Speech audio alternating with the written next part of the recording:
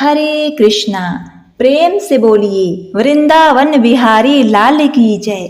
श्री तुलसी सालीग्राम भगवान की जय। आप सभी भक्तगणों को कार्तिक मास की अनेकों शुभकामनाएं। भगवान विष्णु, माता लक्ष्मी, तुलसी जी की भरपूर आशीर्वाद आप सभी को प्राप्त हो।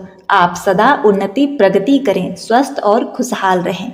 प्रिय भक्तगणों, जिस तरह सतयुग के समान कोई युग नहीं, वेद के समान कोई शास्त्र नहीं, गंगा जी के समान कोई तीर्थ नहीं, उसी तरह कार्तिक मास के समान कोई अन्य पावन मास नहीं। यह कार्तिक मास भगवान विष्णु को अत्यधिक प्रिय है। पद्म पुराण, स्कंद पुराण और अन्य पुराणों में कार्तिक मास की महिमा का भर भर के बड़ाई की गई है। पद्म पुराण में ब्रह्मा जी बता रहे हैं कि स्त्रियों और पुरुषों ने जन्म से लेकर जो पाप किया हो वह सब कार्तिक मास में दीप दान करने से नष्ट हो जाता है। जी हाँ प्रिय भक्तगणों, ऐसी अद्भुत महिमा है कार्तिक मास की। कार्तिक में भगवान श्री हरि विष्णु की इच्छा से जो कुछ भी किया जाए वह अक्षय हो जाता है। वर्ष का 8वां महीना कार्तिक मास के नाम से जाना जाता है। इस कार्तिक मास को देव पक्ष और दामोदर मास भी कहा जाता है। प्रिय भक्तगणों, इस बार 2024 में कार्तिक मास 18 अक्टूबर 2024 शुक्रवार से शुरू होगा और 15 नवंबर 2024 तक चलेगा। लेकिन आपको बता दें कि इस्कॉन के मंदिरों में कार्तिक मास का पालन अश्विन माह की पूर्णिमा के दिन से ही किया जाता है, अर्थात 17 अक्टूबर 2024 गुरुवार से ही शरद पूर्णिमा वाले दिन से ही कार्तिक मास का पालन करना आरंभ कर देंगे। इस दिन से तुलसी जी के लिए व्रत, उपवास और पूजा पाठ आरंभ हो जाएगा। इस दिन ब्रह्म मुहूर्त का समय है 4:55 पर और सूर्योदय होगा 6:31 पर। इस दिन शरद पूर्णिमा भी है, यानी कि वह दिन जब भगवान श्री कृष्ण जी ने रास नृत्य किया था। इस मास को दामोदर मास के नाम से भी जाना जाता है, क्योंकि जिस त्रिलोकी नाथ को बड़े बड़े ऋषि मुनि और देवता भी नहीं पकड़ सकते, ऐसे यशोदा नंदन कृष्ण जी को इसी मास की दिवाली के दिन यशोदा मैया ने उखल से बांध दिया था। यानी भगवान की उखल बंधन लीला भी इसी मास में हुई थी। चातुर्मास में आने वाला यह कार्तिक मास इन चारों मासों में सबसे श्रेष्ठ है। इस मास में 33 कोटि देवी देवता मनुष्य के अत्यंत ही निकट वास करते हैं और स्नान दान, भोग, तिल दान, गाय, सोना, चांदी, मिट्टी, वस्त्र जैसे प्रसाद स्वीकार करते हैं। कार्तिक में जो कुछ भी किया जाता है, जो भी तपस्या की जाती है, उसका 1000 गुना अधिक फल मिलता है। कार्तिक मास में विभिन्न तीर्थों या गंगा, यमुना, कावेरी इत्यादि जैसे पवित्र नदियों में स्नान और उसके बाद दान करने से हर प्रकार के कष्टों से मुक्ति मिल जाती है। तो कार्तिक मास में ब्रह्म मुहूर्त का समय ही स्नान के लिए शुभ माना जाता है। गंगा, यमुना, कावेरी इत्यादि जैसे पवित्र नदियों में स्नान और उसके बाद दान करने से हर प्रकार के कष्टों से मुक्ति मिलती है। हमारे ग्रंथों और पुराणों में चातुर्मास धर्म का सबसे प्रमुख महीना कार्तिक मास है। कार्तिक मास में ही देवोत्थान एकादशी पर भगवान श्री हरि विष्णु 4 महीने की योग निद्रा के बाद जागृत होते हैं। इस महीने में भगवान विष्णु के साथ माता तुलसी जी का जो पूजन है वह विशेष रूप से महत्वपूर्ण है। माता तुलसी और भगवान सालीग्राम का विवाह आयोजित किया जाता है। कार्तिक मास में गंगा, यमुना या पवित्र नदी में स्नान करना, दीप दान करना, यज्ञ और अनुष्ठान करना परम फल देने वाले माने जाते हैं। इनको करने से आपके जीवन के सभी कष्ट और संकट समाप्त हो जाते हैं तथा अक्षय पुण्य फल की प्राप्ति होती है। आपकी ग्रह दशा भी सुधर जाती है। कार्तिक के महीने में जरूरतमंदों को यथासंभव अन्नदान, वस्त्र दान करें। प्रतिदिन सुबह सूर्य भगवान को जल अर्पण करें। कार्तिक में धन से संबंधित विशेष आराधना व उपासना की जाती है, जिसमें धन, आयु, आरोग्य की प्राप्ति होती है। अपने अहंकार दूर होकर के जीवन प्रकाशमय हो जाता है। भगवान नारायण, माता लक्ष्मी जी को दीप दान करने से आपको अक्षय पुण्य फल प्राप्त होगा। मनुष्य पुण्य का भागी होकर के वह लक्ष्मी जी की कृपा का पात्र बनता है। कार्तिक के महीने में किया गया स्नान, दान, दीपदान और तुलसी जी की पूजा विशेष फलदायी मानी गई है। स्कंद पुराण तथा पद्म पुराण के अनुसार यह माह धर्म, अर्थ, काम, मोक्ष को देने वाला है। कार्तिक के महीने में खास तौर पर दिवाली के बाद गोपाष्टमी, आंवला नवमी, देवउठनी एकादशी का पूजन विशेष महत्व है। अग्नि पुराण में बताया गया है कि जो मनुष्य देव मंदिर अथवा ब्राह्मण के घर में कार्तिक के महीने में दीप दान करता है, वह अपने जीवन में जो भी चाहता है वह सब कुछ प्राप्त कर लेता है। पद्म पुराण में बताया गया है कि मंदिरों में और नदी के किनारे दीप दान करने से माता लक्ष्मी जी अत्यधिक प्रसन्न होती हैं। दुर्गम स्थान अथवा भूमि पर दीप दान करने से मनुष्य नरक में जाने से बच जाता है। जिसने कार्तिक के महीने में भगवान केशव अर्थात भगवान कृष्ण के सामने दीप दान किया है ना, उसने संपूर्ण यज्ञों का अनुष्ठान कर लिया है और समस्त तीर्थों में गोता लगाने के समान फल की प्राप्ति भी होती है। प्रिय भक्तगणों, ब्रह्मवर्त पुराण में कहा गया है कि जो कार्तिक के महीने में भगवान श्री हरि को घी का दीपदान करता है या उनके सामने दीपक जलाता है, वह दीपक जितने पल जलता है ना, उतने वर्षों तक वह प्राणी भगवान श्री हरि के धाम में आनंद पूर्वक निवास करता है। फिर अपनी योनि में आकर के भगवान विष्णु की भक्ति को प्राप्त करता है और सभी प्रकार के जीवन में सुख और यश की प्राप्ति करता है। जो कार्तिक के महीने में रात्रि में श्रद्धा पूर्वक भगवान शिव जी के मंदिर में, शिवालय में दीपमाला समर्पित करता है, उसके द्वारा जलाए गए दीपक भगवान शिव जी या शिवलिंग के सामने जितने समय तक जलते हैं, उतने हजार युगों तक दाता स्वर्ग लोक में प्रतिष्ठित हो जाता है। जो कार्तिक के महीने में शिवालय में शिव जी के सामने घी का दीपक समर्पित करता है ना, वह ब्रह्मलोक में निवास करता है। मिट्टी, तांबा, पीतल के दीपक लें, उसको अच्छे से साफ कर लें। मिट्टी के दीपक को 1 घंटे के लिए पानी में भिगो करके सुखा लें। उसके बाद प्रदोष काल में अथवा सूर्यास्त के बाद उचित समय मिलने पर दीपक में गाय का घी डालकर उसमें बत्ती लगाएं। चावल अथवा गेहूं लेकर के मंदिर में जाएं। घी में या तिल के तेल में रुई की बत्ती भिगो करके इसमें आप लाल धागा या कलावा भी बत्ती के रूप में इस्तेमाल कर सकते हैं। देखिए, दीपक रखने से पहले आपको चावल अथवा गेहूं उस स्थान पर रखकर उसके ऊपर दीपक रखना चाहिए। भूल कर भी सीधा सीधा पृथ्वी पर नहीं रखना चाहिए, क्योंकि कालिका पुराण का कथन है कि सब कुछ सहने वाली पृथ्वी को अकारण किया गया पदाघात और दीपक का ताप सहन नहीं होता। इसलिए कभी भी दीपक को सीधा सीधा पृथ्वी पर नहीं रखना चाहिए। दीपक के नीचे थोड़े से अक्षत के दाने या चावल के दाने या गेहूं के दाने आप रख सकते हैं। उसके ऊपर ही आपको दीपक रखने चाहिए। उसके बाद 1 तिल तेल का दीपक शिवलिंग के सामने रखें। कभी भी शिवलिंग या जलाधारी के ऊपर आपको दीपक नहीं रखना चाहिए। और दूसरा, गाय के घी का दीपक श्री हरि नारायण के सामने रखें। उसके बाद दीपक को प्रणाम करें। कार्तिक के महीने में तुलसी पूजन करने तथा सेवन करने का विशेष महत्व बताया गया है। वैसे तो प्रत्येक मास में देवी तुलसी जी की आराधना करना बड़ा ही शुभ फलदायक है, किंतु कार्तिक के महीने में माता तुलसी का पूजन बहुत ही महत्वपूर्ण माना गया है। कार्तिक के महीने में भूमि पर सोना बड़ा ही सुखपूर्वक और शुभ कार्य है। भूमि पर सोने से मन में सात्विकता का भाव आता है तथा अन्य विकार भी समाप्त हो जाते हैं। कार्तिक के महीने में उड़द, मूंग, मसूर, चना, मटर, राई आदि नहीं खानी चाहिए। कार्तिक मास का व्रत करने वाले को चाहिए कि वह तपस्वी होके तपस्वियों के समान व्यवहार करें, अर्थात मौन धारण करके रखें, कम बोलें, भगवान की कथाओं का श्रवण करें। कार्तिक मास की कथाओं का नित्य श्रवण करें।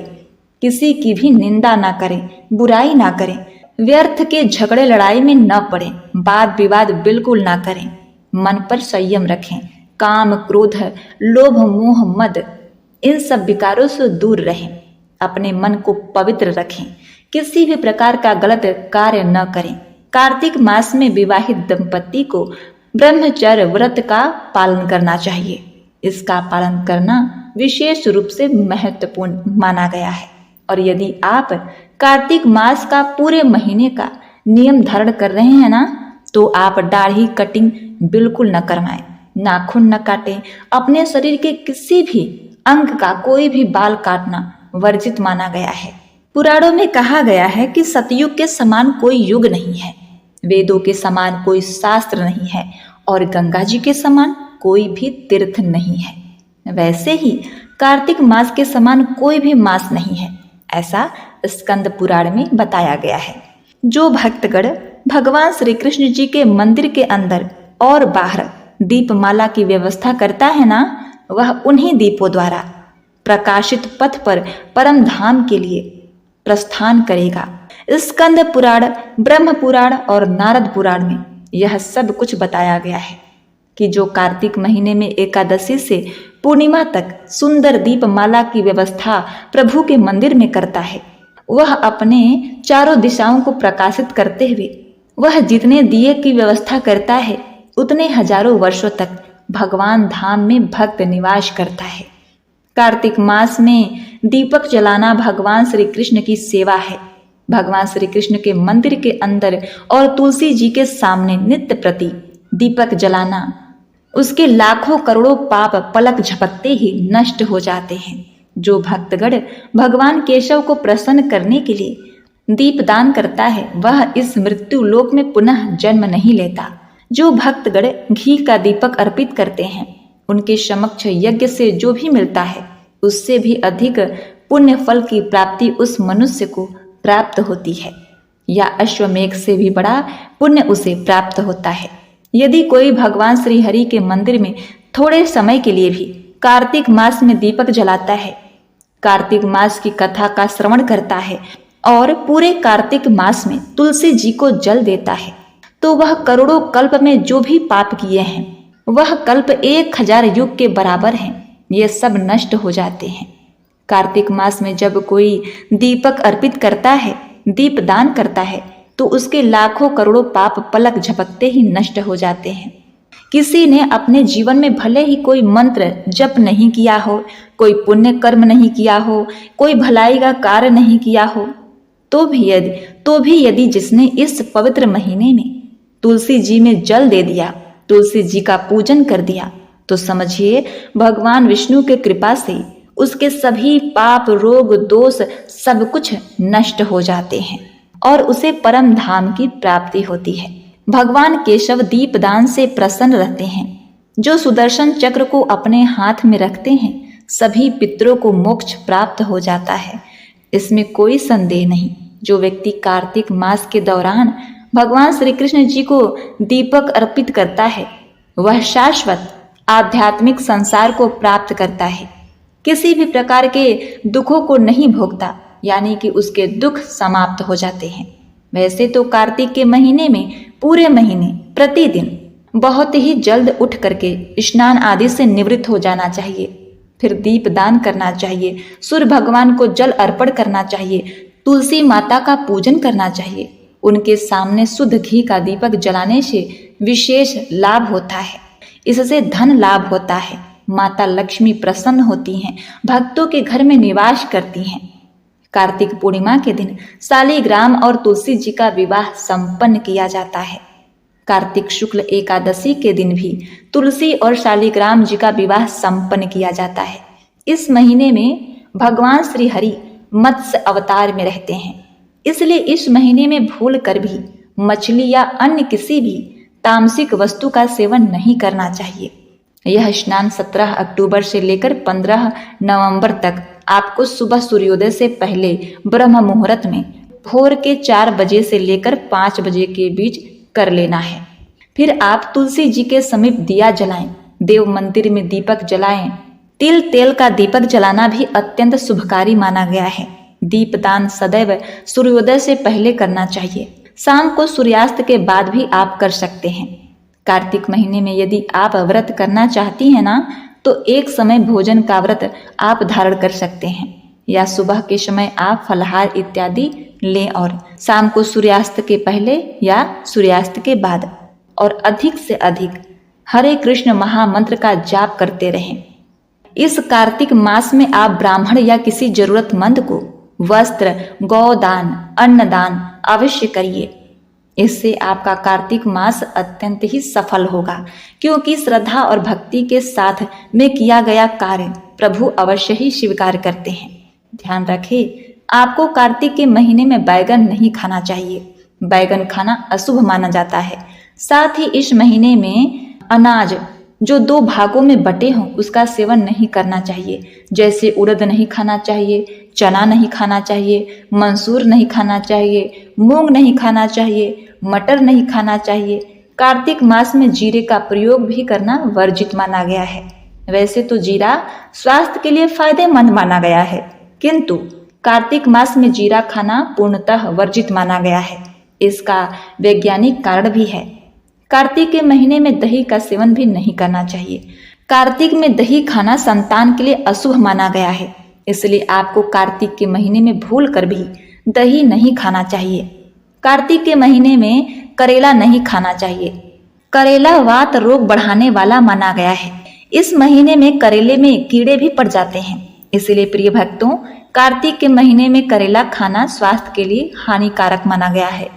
कार्तिक के महीने में लहसुन, प्याज, मूली का सेवन नहीं करना चाहिए। इस मौसम में कफ दोष और पित्त दोष संबंधित बीमारी होने की संभावना प्रबल रहती है, इसलिए इस महीने में इन वस्तुओं का सेवन नहीं करना चाहिए। कार्तिक के महीने में परम पावनी गंगा नदी में डुबकी लगाना बहुत ही अत्यंत शुभ माना जाता है। ऐसा भी होता है कि व्यक्ति रोज जाकर गंगा जी में स्नान नहीं कर पाता है, तो कोई बात नहीं, आप नहाने के पानी में रोज गंगा जल मिलाकर स्नान करें और फिर तुलसी माँ का पूजन करिएगा। कार्तिक के महीने में पूरे 30 दिन तुलसी जी के नीचे शुद्ध घी का दीपक अवश्य जलाएं।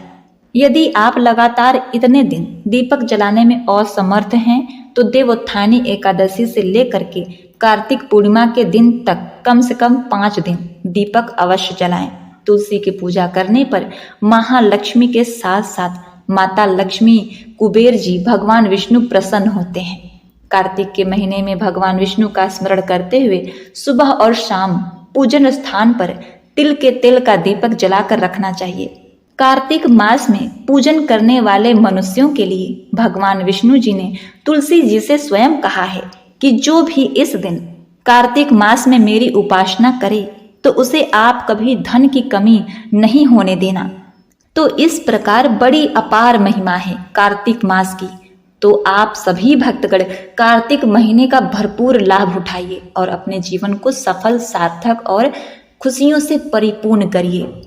और साथ ही प्रिय भक्तगणों, हमारे द्वारा सुनाई गई नित्य प्रति कार्तिक मास की महात्म कथा को आप रोज श्रवण करिएगा। कार्तिक मास की कथा का श्रवण करना बड़ा ही पुण्य फलदायक होता है। इससे भगवान विष्णु बहुत ही प्रसन्न होते हैं और आपका यह कार्तिक स्नान सफल होता है। तो इसके लिए आप हमारे चैनल को सब्सक्राइब कर लीजिए, वीडियो को लाइक करिए, कमेंट करिए और पास में बने बेल बटन को भी अवश्य दबाइएगा, ताकि हमारे नई आने वाली वीडियो की जानकारी आप तक सबसे पहले पहुंच सके और आप उसका लाभ उठा सकें। प्रिय भक्तगणों, अब आइए सुनते हैं भगवान श्री कृष्ण जी की आरती।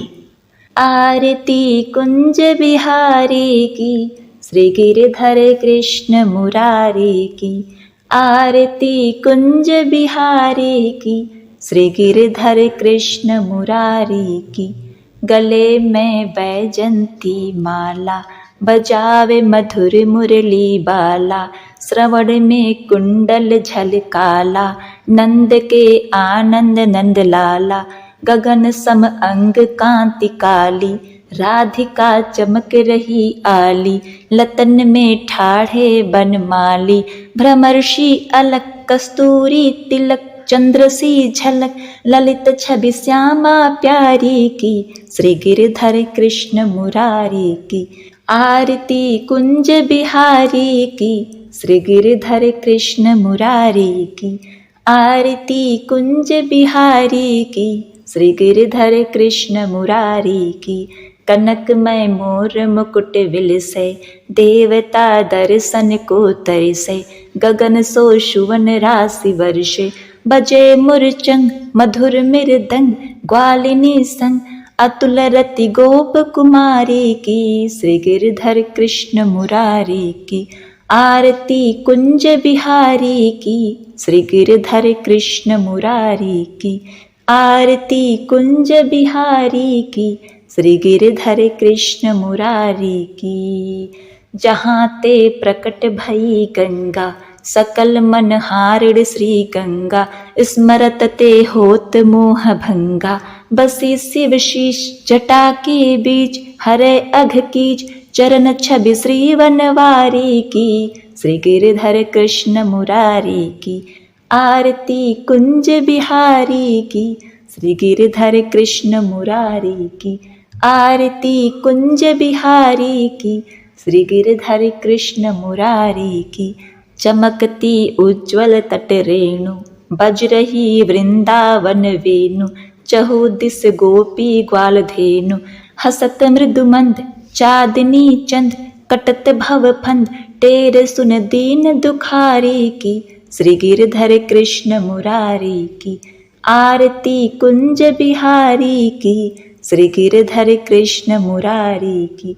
आरती कुंज बिहारी की, श्री गिरधर कृष्ण मुरारी की। आरती कुंज बिहारी की, श्री गिरधर कृष्ण मुरारी की। आरती कुंज बिहारी की, श्री गिरधर कृष्ण मुरारी की। ओम नमो भगवते वासुदेवाय नमः। जय श्री कृष्ण।